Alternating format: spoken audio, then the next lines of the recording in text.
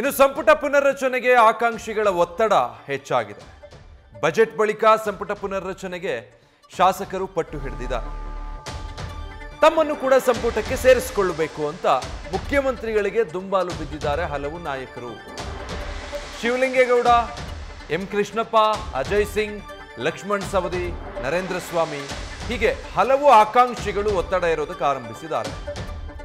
ಪ್ರಾಂತ್ಯ ಲೆಕ್ಕಾಚಾರ, ಜಾತಿವಾರು ಇದೆಲ್ಲವನ್ನು ಕೂಡ ನೋಡಿಕೊಂಡು ನಮಗೆ ಅವಕಾಶ ಕೊಡಬೇಕು ಅಂತ ಈ ಶಾಸಕರು ಪಟ್ಟು ಹಿಡಿದಿದ್ದಾರೆ. ಮುಖ್ಯಮಂತ್ರಿಗಳಿಗೆ ದುಂಬಾಲು ಬಿದ್ದಿದ್ದಾರೆ ಅಂತ, ನಮಗೂ ಮಂತ್ರಿಗಿರಿ ಬೇಕು ಅಂತ.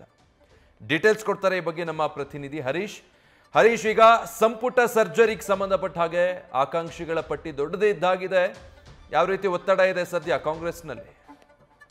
ವಿಜಯ್, ಬಹಳ ಮುಖ್ಯವಾಗಿರುವಂತದ್ದು ರಾಜ್ಯದಲ್ಲಿನ ಆಡಳಿತಾರೂಢ ಕಾಂಗ್ರೆಸ್ ಸರ್ಕಾರಕ್ಕೆ 2 ವರ್ಷ ಪೂರೈಸುವಂತಹ ಒಂದು ಸಂದರ್ಭದಲ್ಲಿ ಸಂಪುಟ ಪುನರ್ರಚನೆ ಆಗ್ಬೇಕು ಅನ್ನುವಂತ ಒತ್ತಡಗಳು ಕೂಡ ವ್ಯಾಪಕವಾಗಿ ವ್ಯಕ್ತ ಆಗ್ತಿರುವಂತದ್ದು.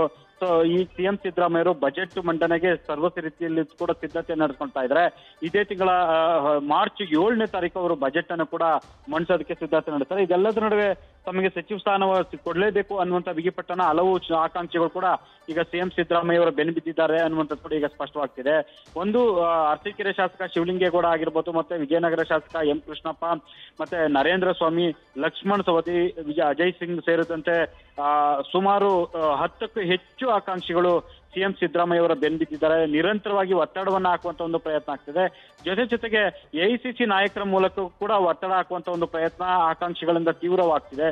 ಸೊ ನಮ್ಮನ್ನ ಪರಿಗಣಿಸಲೇಬೇಕು ಅನ್ನುವಂತ ಲೆಕ್ಕಾಚಾರದಲ್ಲಿ ಕೂಡ ಅವರು ಬಿಗಿಪಟ್ಟನ್ನು ಹಿಡಿದಿದ್ದಾರೆ.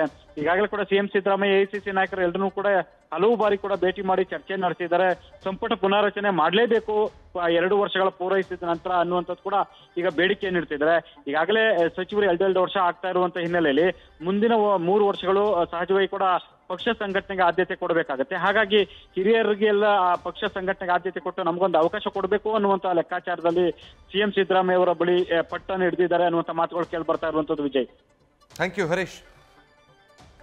ಡಿಸಿಎಂ ಡಿಕೆ ಶಿವಕುಮಾರ್ ಇಂದು ಸುದ್ದಿಗೋಷ್ಠಿಯನ್ನು ಉದ್ದೇಶಿಸಿ ಮಾತನಾಡಲಿದ್ದಾರೆ. ಕುತೂಹಲಕ್ಕೆ ಕಾರಣ ಆಗಿದೆ ಅವರ ಈ ಸುದ್ದಿಗೋಷ್ಠಿ.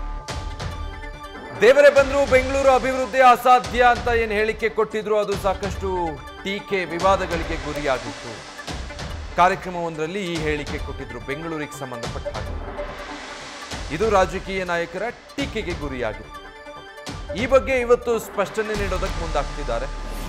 ಜೊತೆಗೆ ರಾಜಕೀಯ ವಿಚಾರಗಳ ಬಗ್ಗೆಯೂ ಕೂಡ ಡಿಕೆ ಶಿವಕುಮಾರ್ ಪ್ರಸ್ತಾಪಿಸಲಿದ್ದಾರೆ ಸುದ್ದಿಗೋಷ್ಠಿಯಲ್ಲಿ ಅನ್ನೋ ಮಾಹಿತಿ ಸದ್ಯ ಲಭ್ಯ ಆಗ್ತಾ ಇದೆ. ಸದಾಶಿವನಗರದ ತಮ್ಮ ಸ್ವಗೃಹದಲ್ಲಿ ಸುದ್ದಿಗೋಷ್ಠಿಗೆ ಮುಂದಾಗಿದ್ದಾರೆ.